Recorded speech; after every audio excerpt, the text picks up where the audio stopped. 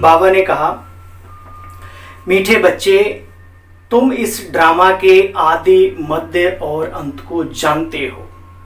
ये हमारा परम सौभाग्य है। इन चीजों के बारे में हमें बाबा ने अवगत कराया। तुम्हें बाप द्वारा ज्ञान का तीसरा नेत्र मिला, इसलिए तुम हो आस्तिक। बाबा ने परिभाषा बताई, आस्तिक किसे कहते हैं और नास्तिक किसे कहते हैं। प्रश्न, बाप का कौन सा टाइटल धर्म स्थापकों को नहीं दे सकते? क्योंकि भगवान का कार्य तो भगवान का है ना।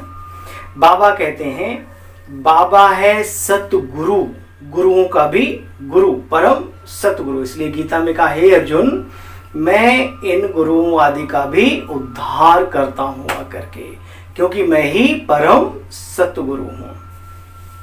किसी भी धर्म स्थापक को गुरु नहीं कह सकते, क्योंकि गुरु वह जो दुखों से छुड़ाए, सुख में ले जाए। धर्म स्थापन करने वालों के पीछे तो उनके धर्म की आत्माएं ऊपर से नीचे आती हैं, वह किसी को ले नहीं जाते। बाप जब आते हैं तो सभी आत्माओं को, अकेले हमें आपको नहीं, पूरे विश्व में, पूरे ब्रह्मांड में जितनी भी आत्माएं पाठ बजा रही हैं, उन सबको बाबा लेके जाते हैं। ठीक है, तो बाबा कहते हैं सभी को घर ले जाते। इसलिए वह माना वो ब्रह्मांड का मालिक, दिव्य शक्ति, ज्योति पुंज, निराकार शिव, वो सभी आत्माओं का सतगुरु है, परम सतगुरु। गीत बजा है, इस पाप की दुनिया से कहीं और ले चल। अंदर में आता ना, ये दुनिया कैसी हो गई है। प्रभु के प्रति पुकार है श्रेष्ठ आत्माओं की। ओम शांति। मीठे मीठे रूहानी बच्चों ने गीत की लाइन सुनी, महसूस भी करते हैं दुनिया कैसी है। तुम बच्चे जानते हो ड्रामा के आदि, मध्य, अंत को।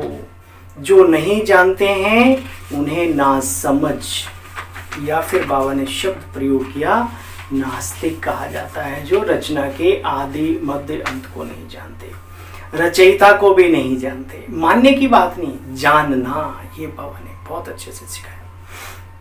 बाबा कहते हैं, तुम हो सच्ची सच्ची शिव की पार्वतियां। क्या सुन रहे हैं हम? कथा सुन रहे हैं मनुष्य से देवता बनने की। वो अमरनाथ आकर के हम सब आत्मा रूपी पार्वतियों को रोज रोज मुरली के माध्यम से ये कथा सुना रहे हैं। तो आपको याद है कथा सुनते समय क्या है? आंख नहीं लगनी चाहिए, बात अधूरी रह जाएगी, फिर माया से युद्ध में हम जीत नहीं पाएंगे। इसलिए बहुत एक्टिव होकर के बाबा की बातों को श्रवण करना चाहिए। ठीक है, नींद आती है, पानी रख लो अपने पास, छोटी सी बोतल में, नन्ही सी। ठीक है, कभी कभी ऐसे हल्का सा कर लिया, पीठ सीधी कर ली, ऐसे अच्छे से बैठ गए। ये तरीके हैं अपने आप को एक्टिव रखने के। स्थूल साधन भी अपना लेने चाहिए, क्योंकि स्थूल का प्रभाव भी सूक्ष्म मन पे पड़ता है। जैसे मन का पड़ता है ना, ऐसे इन चीजों का भी।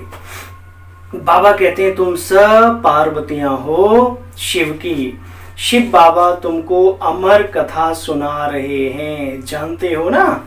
शिव बाबा को याद करने से तुम आत्माएं अमर लोक चली जाती हो। जैसे कि अमर तो है ही हम, हैं, अमर दुनिया में, अमर धाम में चले जाते हैं। अच्छा भाई, बाबा कहते हैं, पूरी निचोड़ बाबा की मुरली का जो सार है, तंत्र जिसको कहते हैं, आत्म अभिमानी बनकर इन कानों के द्वारा अमर कथा सुननी है। अपने को आत्मिक स्थिति में स्थित करते हुए महसूस करो, मैं आत्मा इन कानों से बाबा की वाणी को सुन रही हूं।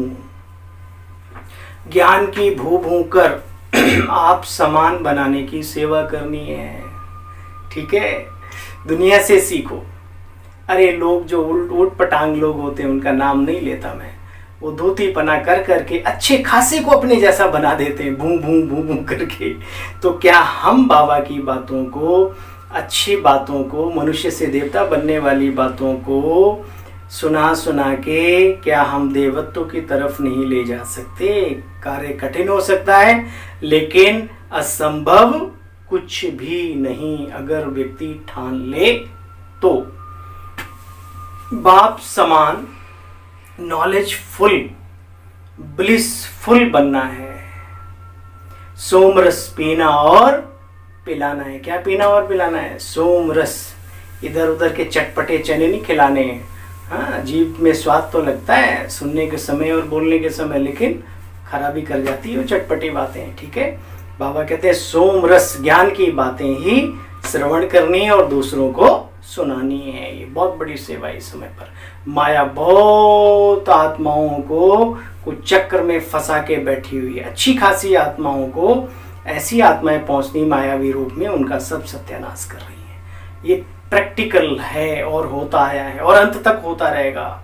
जो इन बातों को समझ ले वो सेफ रहता है और दूसरों को भी सेफ रखता है। ठीक है, चलो भाई, आज का वरदान है फॉलो फादर और सी फादर के महामंत्र द्वारा एक रस स्थिति बनाने वाले श्रेष्ठ पुरुषार्थी भव।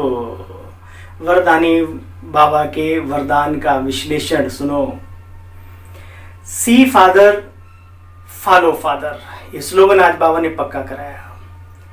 देखो भी बाबा को और फॉलो माना अनुसरण भी एक बाबा का ही करना है।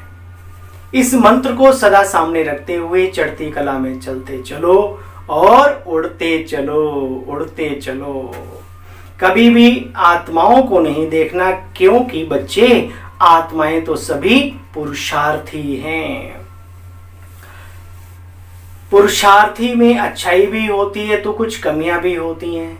संपन्न नहीं, इसलिए बच्चे बाप कहते हैं follow father, no brother no sister. तो जैसे फादर एक रस है, ऐसे फॉलो फादर करने वाले भी एक रस स्वतः बन जाएंगे। अगर बनना है ना एक रस, तो ये पॉइंट याद करो। पर चिंतन के प्रभाव में ना आकर, सुना, पर चिंतन के प्रभाव में ना आकर सदा शुभ चिंतन करने वाली शुभ चिंतक मणि बनो। क्या बनो? शुभ चिंतक मणि बनो। ये थी मीठे मीठे बाबा की मीठी मीठी वाणी के कुछ मुख्य पॉइंट्स। ठीक है, जिन्हें बार बार सुनने का मन करे। समझ लो कि तुम्हारा पुरुषार्थ आगे जा रहा है। बार बार जब भी मन करे 5 मिनट का वक्त निकाला और बाबा की मुरली सुन ली। ठीक है, अच्छा भाई, ओम शांति।